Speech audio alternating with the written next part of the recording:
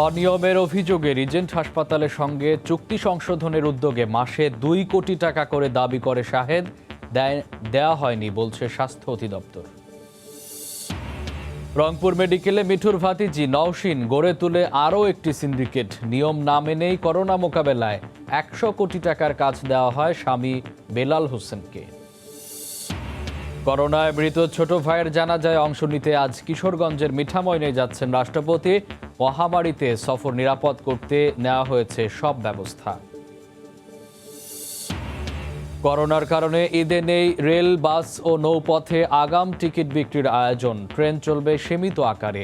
যাত্রী চাপ সাপেক্ষে নামবে বাড়তি বাস।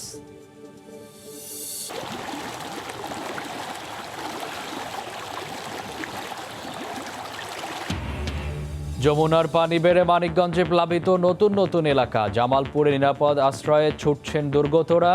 বগুড়ায় সিমেন্ট বোঝাই ট্রাকের চাপে ভেঙে পড়ল ব্রিজ।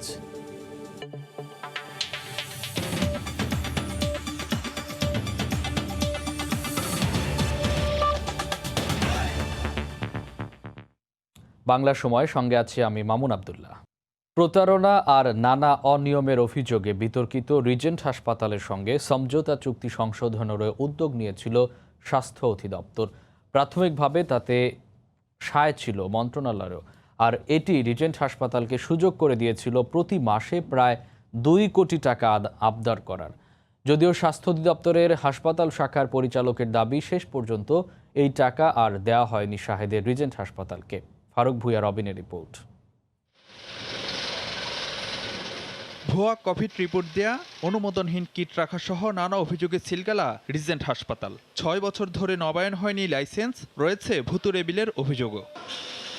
এমন একটি হাসপাতালকে সরকারি অর্থ সহায়তা চাওয়ার পটভূমি তৈরি করে দিয়েছিল স্বাস্থ্য অধিদপ্তর ও মন্ত্রণালয়। গত ২১শে মার্চ স্বাস্থ্যমন্ত্রী আর ৩ সচিবের উপস্থিতিতে রিজেন্ট হাসপাতালের সঙ্গে সমঝোতা চুক্তি সই করেন স্বাস্থ্য অধিদপ্তরের মহাপরিচালক। এর ১.৫ মাসের মাথায় হাসপাতালটির অনুকূলে চুক্তি সংশোধনেও সায় দেয় অধিদপ্তর। ৯ মে হাসপাতাল শাখার পরিচালক আমিনুল হাসানের সই করা চিঠিতে রিজেন্টের স্বাস্থ্যকর্মীদের খাবার খরচ বরাদ্দ সহ সমঝোতা চুক্তি সংশোধনের প্রস্তাব করা হয়, যাতে উল্লেখ করা হয় মহাপরিচালকের অনুমোদন থাকার কথা। আর সে চিঠি পাঠানো হয় স্বাস্থ্য সচিব বরাবর। এর ৩ সপ্তাহের মাথায় ৩০ মে মন্ত্রণালয়ের হাসপাতাল শাখার তৎকালীন অতিরিক্ত সচিব সিরাজুল ইসলামের সই করা চিঠিতে অধিদপ্তরকে সমঝোতা চুক্তি সংশোধনের প্রস্তাব দিতে বলে স্বাস্থ্য মন্ত্রণালয়।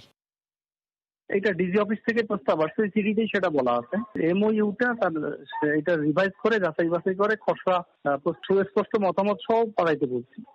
অধিদপ্তর আর মন্ত্রণালয়ের এ চিঠি চালাচালি শাহেদকে সুযোগ করে দেয় স্বাস্থ্য অধিদপ্তরের কাছে মোটা অঙ্কের টাকা দাবি করার। ২ চিঠির কথা উল্লেখ করে একজন স্বাস্থ্য অধিদপ্তরের মহাপরিচালকের কাছে পাঠানো চিঠিতে প্রতি মাসে প্রায় ২ কোটি টাকা বরাদ্দের দাবি জানায় রিজেন্ট হাসপাতাল, যার মধ্যে ছিল স্বাস্থ্যকর্মীদের বেতন, খাবার খরচ, অক্সিজেন বিল, ভবন ভাড়া, ইউটিলিটি বিল থেকে শুরু করে স্টেশনারি সহ ১১ ধরনের খরচ। তবে অনেক চেষ্টা করেও স্বাস্থ্য অধিদপ্তরের মহাপরিচালককে ক্যামেরার সামনে কিছু বলাতে রাজি করানো যায়নি। পরে অধিদপ্তরের হাসপাতাল শাখার পরিচালকের মুখোমুখি সময় সংবাদ। তিনিও ক্যামেরার সামনে কথা বলতে নারাজ। ওরা তো আপনাদের কাছে ২ কোটি টাকাও চাইছিল। হ্যাঁ, টাকা চাইছিল। এরা বলছে যে আমাদের এইরকম খরচ হয়, এরকম টাকা দিতে হবে। আমরা বলছিলাম যে এটা এইভাবে দেওয়া যাবে না, এটা দিতে হলে এমও সংশোধন করতে হবে। আমি মন্ত্রণালয়কে জানিয়েছিলাম। কিন্তু আপনারা তো এটা সাই দিয়েছিলেন। তাদের সঙ্গে তো আমাদের এমও ছিল। এমওর ভিত্তিতে আমরা তাদের আবেদনটা মন্ত্রণালয়ে রেফার করছি, সাইদের দেওয়া বিষয়। হাসপাতাল পরিচালকের দাবি অবশ্য শেষ পর্যন্ত রিজেন্ট হাসপাতালকে দেওয়া হয়নি অর্থ সহায়তা। ফারুক ভুঁইয়া রবিন, সময় সংবাদ, ঢাকা। এদিকে স্বাস্থ্য কর্মকর্তাদের অনুমোদন নিয়েই নিম্নমানের কোভিড সুরক্ষা সামগ্রী সরবরাহ করতেন শাহেদ। ঝুঁকিতে ফেলেছেন চিকিৎসকদের। তাকে জিজ্ঞাসাবাদে তথ্য নিয়ে ব্রিফিংয়ে কথা জানায় ডিবি। চিকিৎসক হিসেবে প্রভাব খাটিয়েই সাবরিনা দুর্নীতি করতেন বলেও জানানো হয়। তাদের সহযোগিতাকারীদেরও আইনের আওতায় আনার হুঁশিয়ারি দেওয়া হয় ব্রিফিংয়ে। এদিকে শাহেদের বিরুদ্ধে তথ্য পেতে র্যাবের খোলা অভিযোগ কেন্দ্রে একদিনেই ৯২টি অভিযোগ এসেছে। প্রতিদিনই বেরিয়ে আসছে রিজেন্ট গ্রুপের চেয়ারম্যান শাহেদের প্রতারণার নতুন নতুন তথ্য, যা দেখে বিস্মিত খোদ তদন্তকারী কর্মকর্তারাই। শাহেদের ১০ দিনের রিমান্ডের দ্বিতীয় দিনের সংবাদ সম্মেলনে গোয়েন্দা পুলিশের পক্ষ থেকে জানানো হয়, শুধু স্বাস্থ্য খাতে দুর্নীতি নয়, চিকিৎসকদের জন্য নিম্নমানের কোভিড সুরক্ষা সামগ্রী সরবরাহেরও প্রমাণ পেয়েছেন তারা। স্বাস্থ্য খাতে না, আরও অন্যান্য খাতেও, যেমন ওই প্রোটেক্টিভ গিয়ার, পিপি টিপি এই সমস্ত বিষয়ে প্রতারণা করেছে। তারপরে শিক্ষাক্ষেত্রেও তার কিছু প্রতারণার তথ্য পাচ্ছি।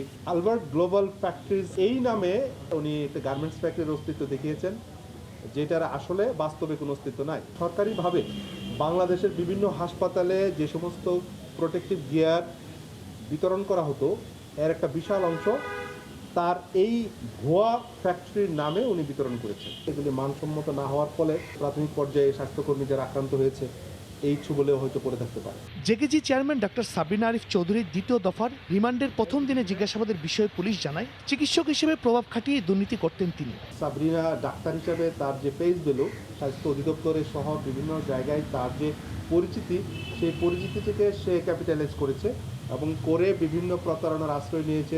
বিভিন্ন পর্যায়ে সংশ্লিষ্টতার ভিত্তিতেই সাবরিনা এবং শাহেদ প্রতারণা করতেন জানিয়ে তাদের সহযোগিতাকারীদেরও জিজ্ঞাসাবাদ করা হবে বলে জানান গোয়েন্দা পুলিশের ঊর্ধ্বতন এই কর্মকর্তা। শাহরিয়ার জামান দ্বীপ, সময় সংবাদ, ঢাকা। রিজেন্ট কাণ্ডে চলতি সপ্তাহের যে কোনো দিন দুদকে তলব করা হবে স্বাস্থ্য অধিদপ্তরের মহাপরিচালক সহ ডজন খানেক কর্মকর্তাকে। সম্প্রতি রিজেন্ট হাসপাতালের মালিক শাহেদ করিমের অবৈধ সম্পদ অনুসন্ধান শুরু করে দুদক। মাস্ক, পিপি সহ সুরক্ষা সামগ্রী কেনাকাটায় কোটি কোটি টাকার দুর্নীতির অভিযোগে বিষয়েও তদন্ত চলছে। হাসপাতালে যন্ত্রপাতি কেনাকাটায় ঠিকাদারি প্রতিষ্ঠানের পুরনো দুর্নীতিকে থমকে যাওয়ার অনুসন্ধানও আবার নতুন করে সামনে আসে। দুদক সূত্র বলছে, তদন্তের স্বার্থেই তাদের তলব করা হবে। এছাড়া বিভিন্ন বিষয়ে গত 5 বছরে স্বাস্থ্য অধিদপ্তর থেকে বিভিন্ন নথি তলব করা হয়, যার মধ্যে অনেক তথ্যই দুদকে সরবরাহ করেনি স্বাস্থ্য অধিদপ্তর। তদন্তের স্বার্থে সেসব প্রয়োজনীয় নথির বিষয়ে সংশ্লিষ্ট কর্মকর্তাকে তলব করা হতে পারে। জিজ্ঞাসাবাদে আরও কোনো ব্যক্তি সম্পৃক্ততা পাওয়া গেলে তাদেরও তলব করা হবে বলে জানায় দুদক।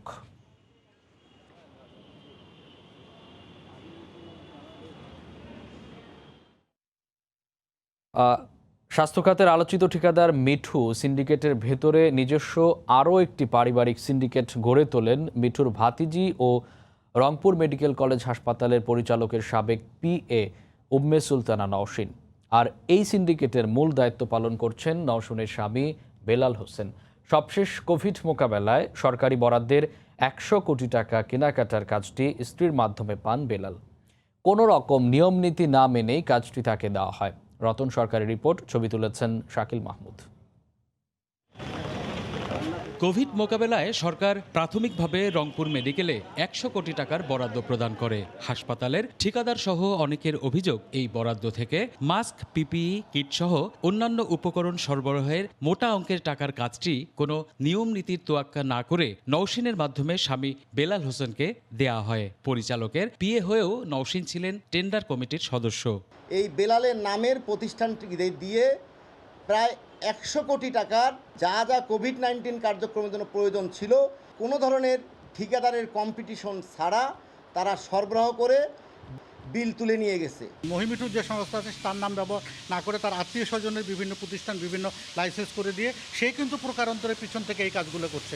খোঁজ নিয়ে জানা গেছে, রংপুরস্থ আল আরাফা ব্যাংকের পায়রা চত্বর শাখায় সিনিয়র অফিসার পদে থাকা অবস্থায় চাকরি ছেড়ে দিয়ে 2 বছর আগে রংপুর মেডিকেলে সরবরাহ কাজ শুরু করেন বেলাল হোসেন। এ ব্যাপারে কথা বলতে কয়েকবার ব্যক্তিগত ফোন নম্বরে কল করলেও ধরেননি তিনি।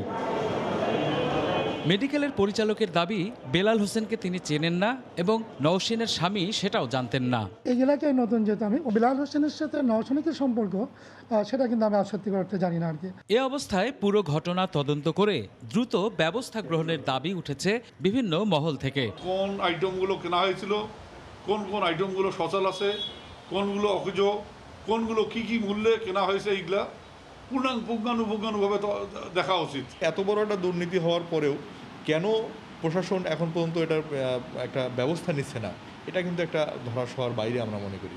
সময় সংবাদে 4 জুলাই প্রতিবেদন প্রচারের পর স্বাস্থ্য অধিদপ্তরের নির্দেশে নওশিনকে লালমনিরহাটে বদলি করা হয় 5 জুলাই। কিন্তু পরিচালকের দপ্তর ও হিসাব বিভাগের গুরুত্বপূর্ণ ফাইলপত্র সহ অফিসের চাবি না বুঝিয়ে দিয়ে চলে যাওয়ায় কার্যক্রম ব্যাহত হচ্ছে বলে জানিয়েছেন পরিচালক। রতন সরকার, সময় সংবাদ, রংপুর। করোনার কারণে রোজার ঈদের মতো এবারও নেই রেল, বাস ও নৌপথে ঘটা করে ঈদযাত্রা। তাই ট্রেন ও বাসে আগাম টিকিট বিক্রির তোড়জোড়ও নেই। এখন যেমন চলছে ঠিক এভাবেই ট্রেন চলবে সীমিত পরিসরে। মহাসড়কে এখন বাস চলছে সর্বোচ্চ 40%। ঈদের আগে যাত্রী চাপ সাপেক্ষে বাকি বাস নামবে বাড়ির পথে। আতিকুর রহমান তমালের রিপোর্ট।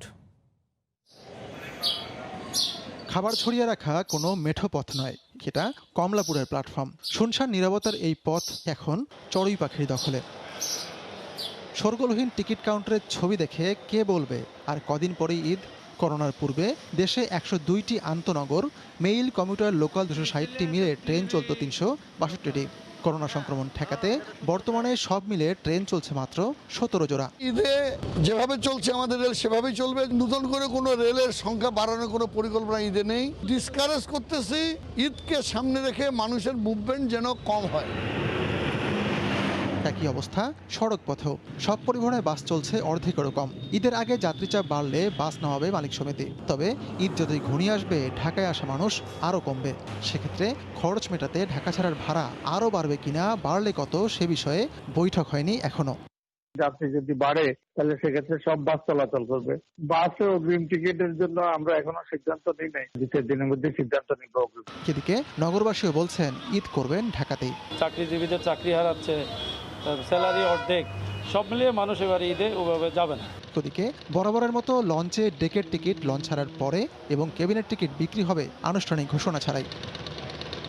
সন্দেহ নেই কোটি মানুষের চাপ, দীর্ঘ লাইনে দাঁড়িয়ে টিকিট সংগ্রহ, কখনো সেটিও না পাওয়া কিংবা হাজারো দুর্ভোগে পিষ্ট হয়ে ঈদে ঘরে ফিরতে হয় ঠিকই, কিন্তু সেই ফেরাও তো অনেক না পাওয়ার পাওয়া। কেমন সচল অবস্থা কেটে যাবে মনে প্রাণে, সেটাই এখন একমাত্র চাওয়া। আতিকুর রহমান তমাল, সময় সংবাদ, ঢাকা। বাংলা সময় আরও থাকছে। সংক্রমণের অতি ঝুঁকিতে থাকা গাজীপুরে করোনা পরিস্থিতির উন্নতি হচ্ছে ধীরে ধীরে। কমছে মৃত্যুহার, বাড়ছে সুস্থ হওয়ার সংখ্যা।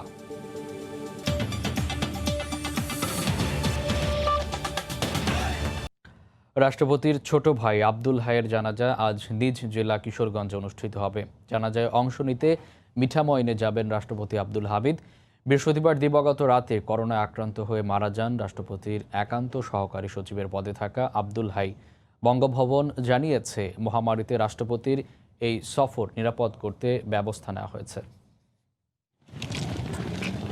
গেল বছরের অক্টোবরে নিজ এলাকা মিঠামইনে গিয়েছিলেন রাষ্ট্রপতি মোহাম্মদ আব্দুল হামিদ। সেবার উন্নয়ন কর্মকাণ্ড তদারকির পাশাপাশি হাওর অঞ্চল চষে বেড়ান।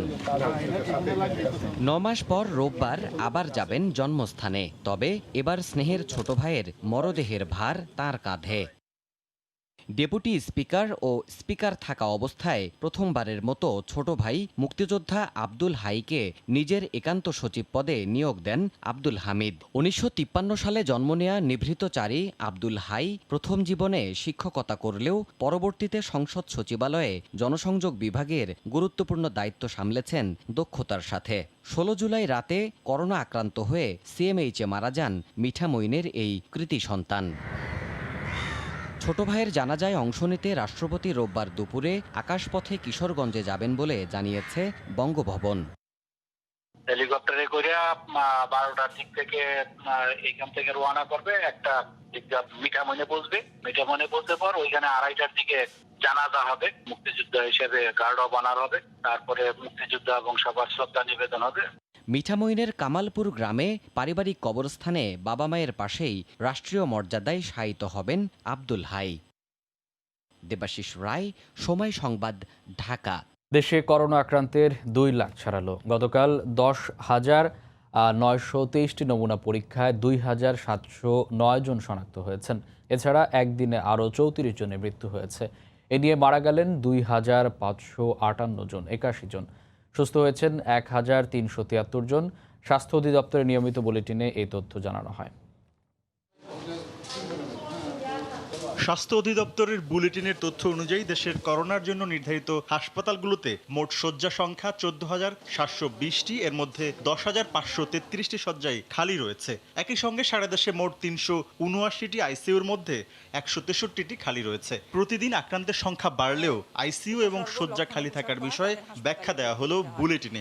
যেহেতু মৃদু উপসর্গের লোক বেশি, সেজন্যই হয়তো হাসপাতালের শয্যাগুলি খালি আছে এবং তারা বাসা থেকেই চিকিৎসা নিচ্ছেন এবং আমাদের টেলিমেডিসিন, শক্তিশালী টেলিমেডিসিন যে সেবা প্রদান সেটা অব্যাহত আছে। দেশের মোট জনসংখ্যার মধ্যে 10 লক্ষে শনাক্তের হার 1239.32%, মৃত্যুর হার 15.83% এবং সুস্থতার হার 675.26%। শতকরা 80% মানুষের নতুন করে আরো 34 জন সহ মোট মৃতের সংখ্যা দাঁড়ালো 2581 জনে। 132 দিনে মোট আক্রান্তের সংখ্যা 2 লক্ষ ছাড়িয়ে দাঁড়ালো 2,02,066 জনে। 24 ঘন্টায় মৃত্যুবরণ করেছেন 34 জন। এ পর্যন্ত মৃত্যুবরণ করেছেন 2,581 জন। সুস্থ থাকতে ভিটামিন সি এবং জিঙ্ক জাতীয় খাবার গ্রহণের পরামর্শ দেওয়া হয় বুলেটিনে। সংক্রমণের অতি ঝুঁকিতে থাকা গাজীপুরে করোনা পরিস্থিতির ধীরে ধীরে উন্নতি হচ্ছে। আক্রান্ত আর মৃতের হার কমছে, বাড়ছে সুস্থতার সংখ্যাও। তবে সিভিল সার্জন আসন্ন ঈদুল আজহা উপলক্ষে স্বাস্থ্য নিরাপত্তার বিষয়টিকে বড় চ্যালেঞ্জ হিসেবে দেখছেন। জেলা প্রশাসক লোকসমাগম কমাতে নানা উদ্যোগের কথা জানান। রাজিবুল হাসানের রিপোর্ট।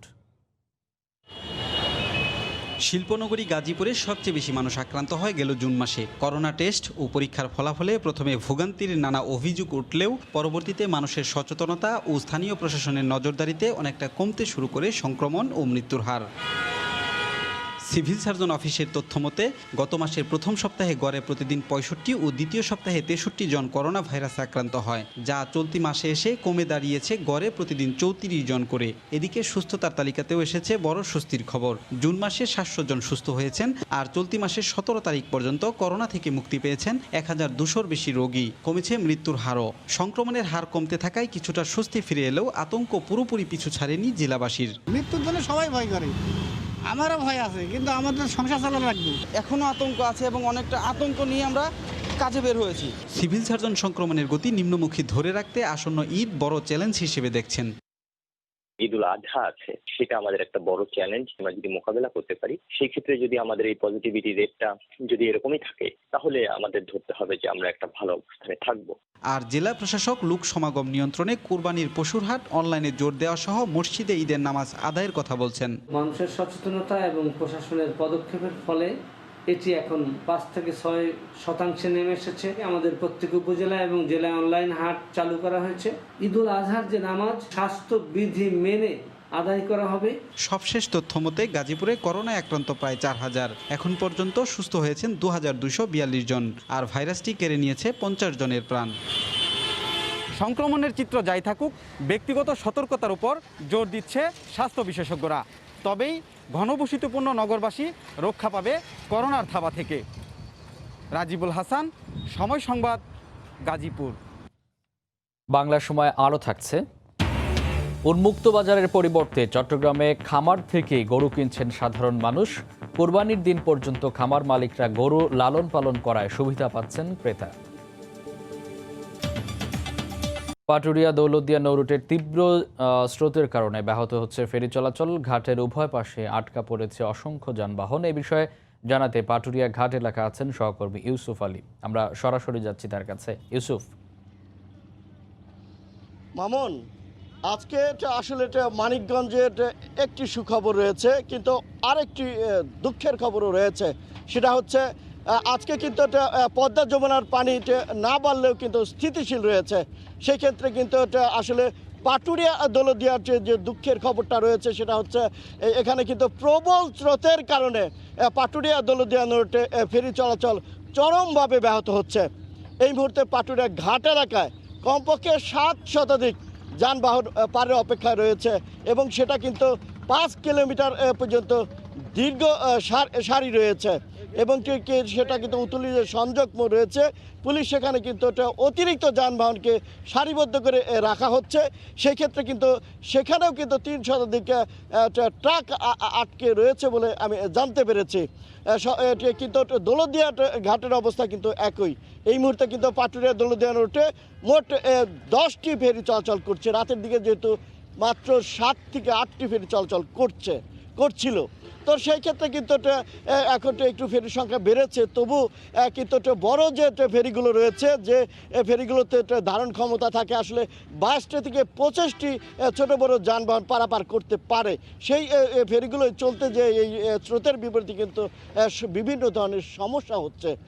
ঘাট কর্তৃপক্ষের সাথে আমি কথা বলেছি। ঘাট কর্তৃপক্ষ আমাকে জানিয়েছে আসলে তারা চেষ্টা করছে কিন্তু সেই চেষ্টা কিন্তু প্রাকৃতিক এই দুর্যোগের কারণে প্রতিনিয়ত ব্যর্থ হচ্ছে এবং এই স্রোতের কারণে কিন্তু এই যে বরফের যে যন্ত্রাংশ সেটা প্রায়ই নষ্ট হয়ে যাচ্ছে এবং সেটাতে ভাসমান কারখানায় সেটা মেরামত করা লাগছে, আবার সংযুক্ত করছে এইটা নো রোডে, যার জন্য কিন্তু এখন যাত্রী এবং যানবাহনের বেশ চরম দুর্ভোগ এখানে পোহাতে হচ্ছে। আমি ট্রাক যে শ্রমিক রয়েছে, অর্থাৎ এখানে একটা ঘাট কর্তৃপক্ষ আরেকটা কথা বলছে, তারা কিন্তু যে কাঁচামালবাহী যে যানবাহন রয়েছে, জরুরি যে যানবাহন রয়েছে, তাতে কিন্তু বাস পরিবহন বা অ্যাম্বুলেন্স তাদের কিন্তু অগ্রাধিকার দেওয়া হচ্ছে, তারপরে কিন্তু বেশিরভাগ কি জমে যাচ্ছে ট্রাক, অর্থাৎ মালবাহী যে ট্রাকগুলো রয়েছে তাদের যে শ্রমিক রয়েছে এবং ব্যবসায়ী রয়েছে তাদের সাথে আমি কথা বলেছি, তারা আমাকে জানিয়েছে আসলে একদিকে আসলে বেশ কিছু জেলায়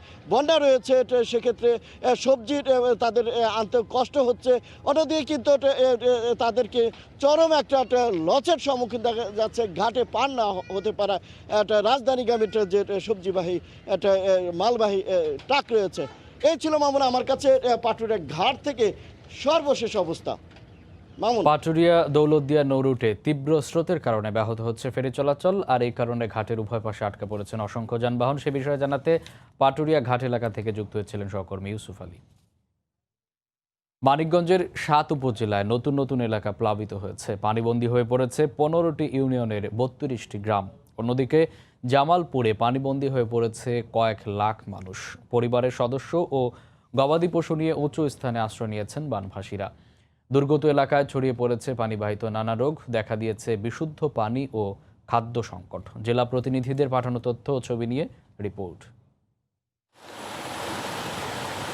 মানিকগঞ্জের জোনতা এলাকা, রাস্তা গড়িয়ে বন্যার পানি প্রবল বেগে ঢুকছে লোকালয়ে।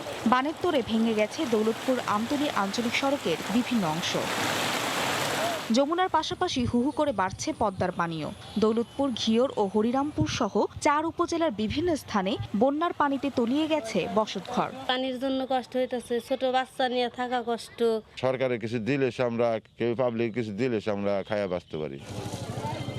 70 ঊর্ধ্ব দেলোয়ারা খাতুন গলা পানিতে ডুবে থাকা বাড়িতে 4 দিন না খেয়ে থেকে আশ্রয় নিয়েছেন জামালপুরের দেওয়ানগঞ্জের গাবতলী রেল লাইনের খোলা আকাশের নিচে।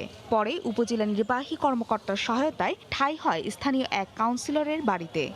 4 দিন আগুন ধরে না,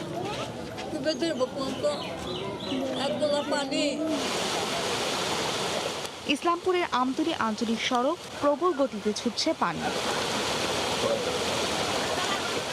যমুনার পানিতে তলিয়ে গেছে 7 উপজেলার বসতবাড়ি। গবাদি পশু নিয়ে উঁচু স্থানে আশ্রয় নিয়েছেন দুর্গতরা। কঠিন অবস্থা, গরু কি খেলে আর আমরা কি খাই। স্কুল, কলেজ, ঘরবাড়ি সবখানে পানি। হাঁটু সমান পানি মারিয়ে অনেকে কোনো মতে ঠাঁই নিয়েছেন উঁচু জায়গায়। স্রোতের তোড়ে রাস্তা ভেঙে বন্ধ হয়ে পড়েছে ফরিদপুর সদরপুরের যোগাযোগ ব্যবস্থা। পদ্মার ভাঙনে বিলীন হয়ে গেছে চাঁদপুরের রাজরাজেশ্বর ইউনিয়নের একমাত্র আশ্রয় কেন্দ্রটিও। এছাড়া শরীয়তপুর, সুনামগঞ্জ, মুন্সিগঞ্জ, গাইবান্ধা সহ বেশ কয়েকটি জেলায় বন্যা পরিস্থিতির অবনতি হয়েছে। ফারিয়া ফারজানা, সময় সংবাদ। এদিকে বন্যায় মাটি সরে যাওয়ায় মালবোঝাই ট্রাকের চাপে ভেঙে পড়েছে বগুড়া সারিয়াকান্দি সড়কের শাহবাজপুর বেইলি ব্রিজ।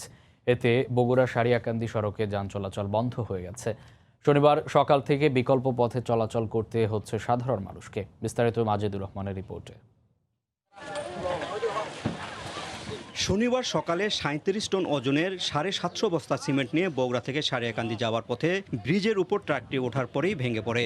এই অবস্থায় এলাকার মানুষ যাতায়াতে চরম দুর্ভোগে পড়েছে। ছোট একটা ব্রিজ, কিন্তু কত লোড পর্যন্ত এখানে নেওয়া যাবে বা ধারণ ক্ষমতা কতটুকু, এই বিষয়ে কোনো সাইনবোর্ড এখানে ছিল না। বগুড়া সারিয়াকান্দির একটা মেন রোড, হঠাৎ করে ব্রিজটা ভাঙে পড়ার কারণে আমাদের এখন জনগণের খুব ভোগান্তির মধ্যে আমরা আছি। অতিরিক্ত বোঝাইয়ের কারণে বৃষ্টি ভেঙে পড়েছে। অতি দ্রুত মেরামতের দাবি জনপ্রতিনিধির। অতিরিক্ত বোঝাই বা অতিরিক্ত লোডের কারণে ব্রিজটা ভেঙে গেছে, খুব তাড়াতাড়ি যত দ্রুত সম্ভব ব্রিজটা মেরামতের জরুরি দরকার। 750 বস্তা ওজনের সিমেন্ট বোঝাই ট্রাকটি ব্রিজের উপর ওঠায় এমন দুর্ঘটনা। এ ব্যাপারে মামলার প্রস্তুতি চলছে বলে জানান গাবতলী থানার উপপরিদর্শক। 750 বস্তা একটা চালান আছে, সেই চালান নিয়ে সিমেন্ট নিয়ে আসছে। তার প্রেক্ষিতে এই ব্রিজ থেকে ব্রিজটা ভেঙে যায়। আমরা এর আইনগত ব্যবস্থা নিব। বগুড়া সারিয়াকান্দি সড়কে প্রতিদিন শত শত ট্রাক এবং বিভিন্ন যানবাহন চলাচল করে এই পথে। এই এলাকার জনগণের বসবাস প্রায় 5 লাখ। বগুড়া থেকে মাজেদুর রহমান, সময় সংবাদ। চট্টগ্রামে করোনার সংক্রমণ এড়াতে উন্মুক্ত বাজারের পরিবর্তে খামার থেকেই কোরবানির গরু কিনছেন সাধারণ মানুষ। বিশেষ করে দাম পরিশোধ করার পর থেকে ডেলিভারি পর্যন্ত গরু লালন পালনের দায়িত্ব খামার মালিক নিচ্ছেন। ক্রেতাদের আকর্ষণ করতে সর্বনিম্ন 1 লাখ থেকে সর্বোচ্চ 25 লাখ টাকা পর্যন্ত মূল্যের নানা জাতের গরু রয়েছে খামারে। নুরজামাল আতিকের ক্যামেরায় বিস্তারিত জানাচ্ছেন কমল দে। চট্টগ্রামে 3টি স্থায়ী গরুর হাটের পাশাপাশি আরও 4টি অস্থায়ী হাটের অনুমোদন দিয়েছে প্রশাসন। কিন্তু সাধারণ মানুষের মধ্যে করোনা সংক্রমণের শঙ্কা থাকায় ক্রেতারা বাজারমুখী হচ্ছেন না। এই অবস্থায় উন্মুক্ত হাটের পরিবর্তে ক্রেতারা ছুটছেন খামারের দিকে।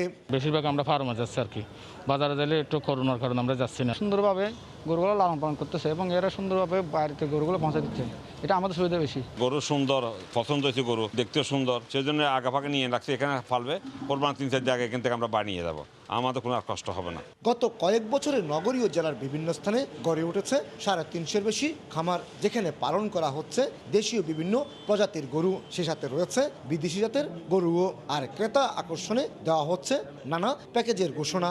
সর্বনিম্ন 70,000 থেকে সর্বোচ্চ 18 লাখ টাকা পর্যন্ত গরু আছে। সিন্ধু বলদ আছে, দেশাল গরুটা বেশি। কোরবানের পর্যন্ত আমরা তাদেরকে গরুটা লালন পালন করে দিব। তারা চাইলে কোরবানের আগের দিন রাতেও গরুটা এখান থেকে ডেলিভারি নিয়ে যেতে পারবে।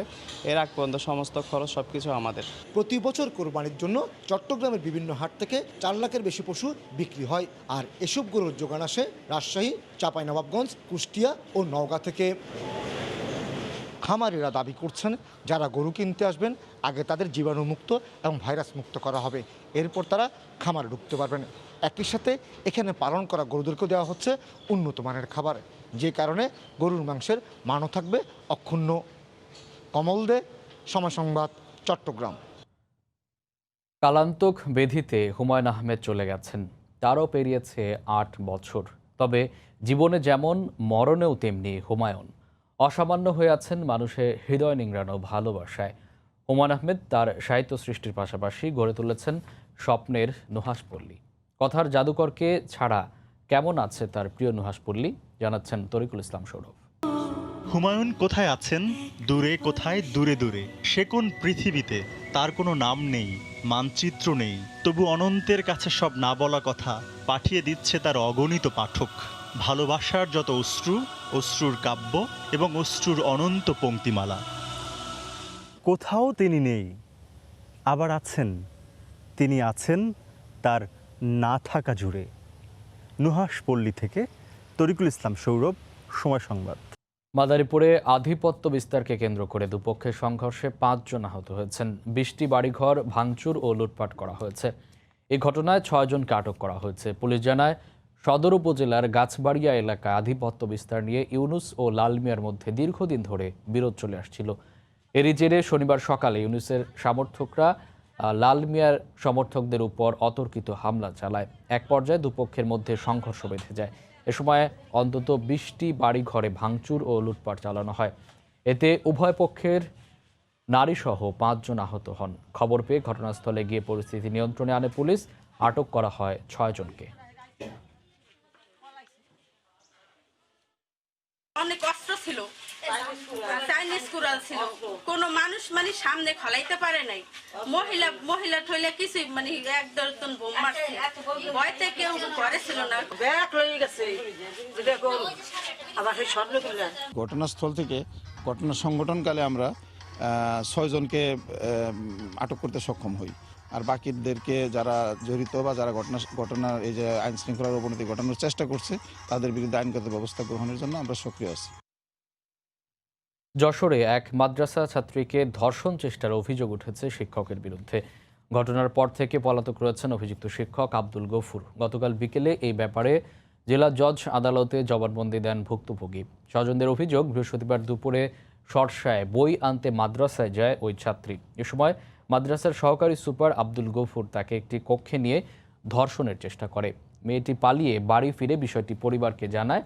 পরে স্থানীয় জনপ্রতিনিধি ও প্রতিবেশীদের সঙ্গে পরামর্শ করে শুক্রবার রাতে একটি মামলা করেন ভুক্তভোগীর বাবা। গফুরের বিরুদ্ধে আগেও এমন অভিযোগ পাওয়ার কথা উল্লেখ করে দৃষ্টান্তমূলক শাস্তির দাবি জানিয়েছেন এলাকাবাসী। আর এসে কানছে আমি কি হয়েছে হয় না কি হয়েছে, তো বাস আমার গফুর হুজুর এই করেছে, আমি আর মাদ্রাসায় যাব না। আমরা সন্তান পাঠাই শিক্ষকের কাছে লেখাপড়া করার জন্য, সেই শিক্ষক যদি তাদের সাথে অশ্লীল এবং খারাপ ব্যবহার করে সেটা তো আমরা কখনো মেনে নিতে পারি না। এরকম জঘন্য কাজ করেছে, এই যে মেয়ে একটা মেয়ে না আরো মেয়ে নষ্ট করেছে। তাকে 3 দিনের মধ্যে কারণ দর্শানোর কথা বলা হয়েছে সেই নোটিশে, এবং সে যদি কারণ দর্শাতে ব্যর্থ হয় তাহলে তাকে স্কুল থেকে সাময়িকভাবে বরখাস্ত করা হবে এবং তার বিরুদ্ধে আইনগত ব্যবস্থা যা যা নেওয়ার দরকার সেগুলো আমরা নেব। আসামি গ্রেপ্তারের জন্য প্রচেষ্টা অব্যাহত আছে। বিক্রমকে বিগত আদালতে জবানবন্দি করার জন্য প্রেরণ করা হয়েছে। দিনাজপুরে এক ট্রাক চালককে পিটিয়ে হত্যার অভিযোগ উঠেছে সহযোগীর বিরুদ্ধে। এ ঘটনায় অভিযুক্ত নাজিব পলাতক রয়েছে।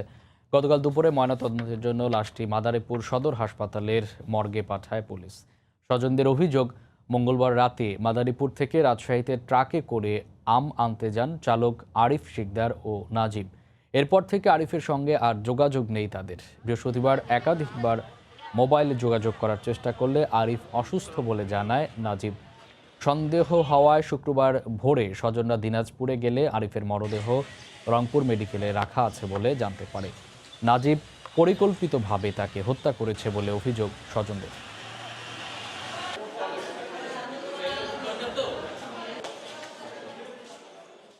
জয়পুরহাটে আসামি ধরতে গিয়ে নদীতে ডুবে এক র্যাব সদস্যের মৃত্যু হয়েছে। শনিবার সন্ধ্যায় পাঁচবিবি উপজেলার বড়মানিক গ্রামে এই দুর্ঘটনা ঘটে। র্যাব জানায়, মাদক বিরোধী অভিযানে অংশ নেন র্যাব 5 এর একটি টিম। উপস্থিতি টের পেয়ে ছোট যমুনা নদীতে ঝাঁপ দেয় এক মাদকসেবী। তাকে ধরতে যান র্যাব সদস্য শাহেদুজ্জামান।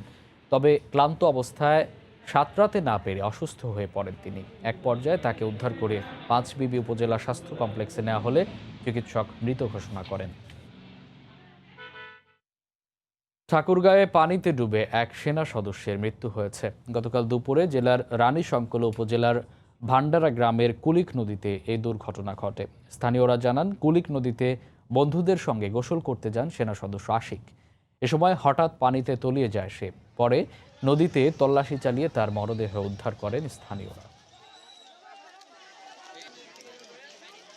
গাজীপুরে করোনা পরিস্থিতিতে সরকারি নির্দেশনা উপেক্ষা করে শিক্ষার্থীদের পরীক্ষা নেওয়ার অভিযোগে 3 শিক্ষককে জরিমানা ও একজনকে 7 দিনের কারাদণ্ড দেওয়া হয়েছে। শিক্ষার্থীদের পরীক্ষা নিচ্ছে এমন খবরে গতকাল সকালে নগরের কোনাবাড়ি এলাকায় অভিযান চালান নির্বাহী ম্যাজিস্ট্রেট রাবেয়া পারভেজের নেতৃত্বাধীন ভ্রাম্যমাণ আদালত। এ সময় জরুন ন্যাশনাল স্কুলের ব্যবস্থাপনা পরিচালক শহীদুল ইসলামকে 7 দিনের কারাদণ্ড এবং শিক্ষক দুলালী আক্তারকে 5,000 টাকা জরিমানা করা হয়। একই অভিযোগে অরবিটাল এডুকেয়ার স্কুলের প্রধান শিক্ষক জহিরুল হককে 10,000 টাকা এবং অক্সফোর্ড স্কুলের শিক্ষক লতিফুরকে 5,000 টাকা জরিমানা করা হয়। অভিযান টের পেয়ে পালিয়ে যায় শাহিন ক্যাডেট স্কুলের মালিক।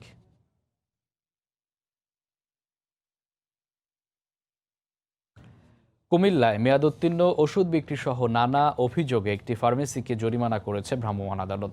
শনিবার বিকেলে এনএসআই কুমিল্লা কার্যালয়ের যুগ্ম পরিচালক GM আলিম উদ্দিনের নেতৃত্বে আলেখারচর এলাকার মেডিসিন কমপ্লেক্স মার্কেটে অভিযান চালায় ভ্রাম্যমাণ আদালত। এ সময় অনুমোদনহীন হ্যান্ড স্যানিটাইজার ও মেয়াদোত্তীর্ণ ওষুধ রাখার দায়ে এস আলম মেডিকেল সেন্টারকে 20,000 টাকা জরিমানা করা হয়। এ সময় ওষুধ প্রশাসনের কর্মকর্তারাও উপস্থিত ছিলেন।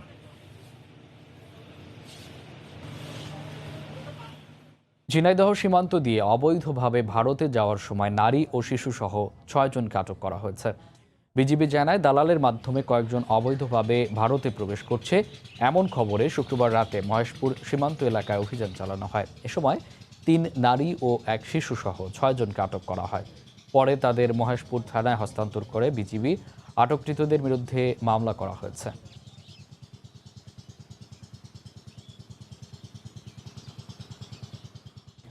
দিনাজপুরে নাশকতার পরিকল্পনার অভিযোগে আল্লাহর দল নামে একটি জঙ্গি সংগঠনের 2 সদস্যকে আটক করা হয়েছে।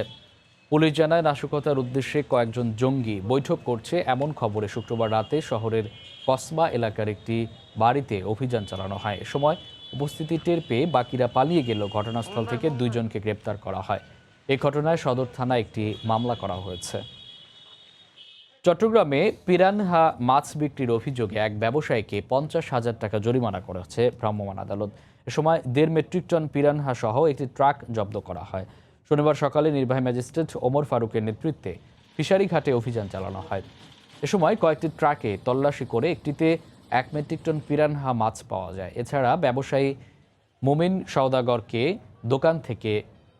তার দোকান থেকে মেলে 200 কেজি পিরানহা নিষিদ্ধ এই মাছ বিক্রি করায় অপরাধে মুমিনকে 50,000 টাকা জরিমানা করা হয়। জব্দ করা হয় ট্রাক। বর্ষায় মরণ ফাঁদে পরিণত হয়েছে মোংলা খুলনা মহাসড়কের 8 কিলোমিটার এলাকা। প্রায় 3 বছরেও সড়কটি মেরামত না হওয়ায় ক্ষুব্ধ যানবাহনের চালক ও সাধারণ যাত্রীরা। 45 কিলোমিটার দীর্ঘ মোংলা খুলনা মহাসড়ক। এর মধ্যে মোংলা বন্দর থেকে দিগরাজ ও বেইলি ব্রিজ পর্যন্ত 8 কিলোমিটার সড়কের এখন বেহাল দশা। ছোট বড় খানাখন্দকে ভরে গেছে বেশিরভাগ অংশ। এ অবস্থায় প্রতিদিন ঝুঁকি নিয়ে চলছে যানবাহন ও পণ্যবাহী পরিবহন। 2013 সালে প্রায় 10 কোটি টাকা ব্যয়ে সড়কটি সংস্কার করা হলেও 5 বছরের মাথায় আবারও নষ্ট হয়ে যায়। এরপর প্রায় 3 বছর পেরিয়ে গেলেও এখনও সংস্কার হয়নি সড়কটি। করোনার কারণে খাগড়াছড়ির বিভিন্ন পর্যটন কেন্দ্র বন্ধ থাকায় লোকসানে পড়েছেন ব্যবসায়ীরা। তারা জানান, প্রতি বছর ঈদ উপলক্ষে হাজারো পর্যটকের পদচারণায় মুখর থাকে বিনোদন কেন্দ্রগুলো, কিন্তু এবারের চিত্র ভিন্ন। করোনায় কারণে বন্ধ রয়েছে আলোটিলা সুড়ঙ্গ, সাজেক, মায়াবিনী লেক সহ বিভিন্ন পর্যটন এলাকা। সেই সঙ্গে বন্ধ হোটেল, মোটেল আর খাবারের দোকান। এতে লোকসান গুনতে হচ্ছে ব্যবসায়ীদের। পোশাক শিল্পের মতো পর্যটন খাতেও প্রণোদনা দেওয়ার দাবি জানিয়েছেন তারা। এই সময় কিন্তু পর্যটকের প্রচুর ভিড়, কিন্তু করোনা পরিস্থিতির কারণে পর্যটক শূন্য হয়ে গেছে। বেকার হয়ে পড়েছি, আমাদের ফ্যামিলিকে নিয়ে খুব সংসার চালাতে খুব কষ্ট হচ্ছে। সরকার যদি আমাদের পাশে না দাঁড়ায়, আমরা এই পর্যটন শিল্পকে আমরা ধরে রাখতে পারবো না। পর্যটন মোটেলের পাশাপাশি যে বেসরকারি যে খাতে বেসরকারি মালিকাধীন যে হোটেল মোটেলগুলো আছে, তাদেরও বাণিজ্যিক অপারেশনের মধ্যে তারাও একটা বিশাল বড় ক্ষতির সম্মুখীন হচ্ছে, তাদের বিনিয়োগ রয়েছে। বাংলা সময়ের শীর্ষ সংবাদ জানিয়ে দিচ্ছে আরেকবার। অনিয়মের অভিযোগে রিজেন্ট হাসপাতালের সঙ্গে চুক্তি সংশোধনের উদ্যোগে মাসে 2 কোটি টাকা করে দাবি করে শাহেদ। দেয়া হয়নি বলছে স্বাস্থ্য অধিদপ্তর। রংপুর মেডিকেলে মিঠুর ভাতিজি নওশিন গড়ে তুলে আরও একটি সিন্ডিকেট। নিয়ম না মেনেই করোনা মোকাবিলায় 100 কোটি টাকার কাজ দেওয়া হয় স্বামী বেলাল হোসেনকে। করোনায় মৃত ছোট ভাইয়ের জানাজায় অংশ নিতে আজ কিশোরগঞ্জের মিঠামইনে যাচ্ছেন রাষ্ট্রপতি। মহামারীতে সফর নিরাপদ করতে নেওয়া হয়েছে সব ব্যবস্থা। করোনার কারণে ঈদে নেই রেল, বাস ও নৌপথে আগাম টিকিট বিক্রির আয়োজন। ট্রেন চলবে সীমিত আকারে। যাত্রী চাপ সাপেক্ষে নামবে বাড়তি বাস।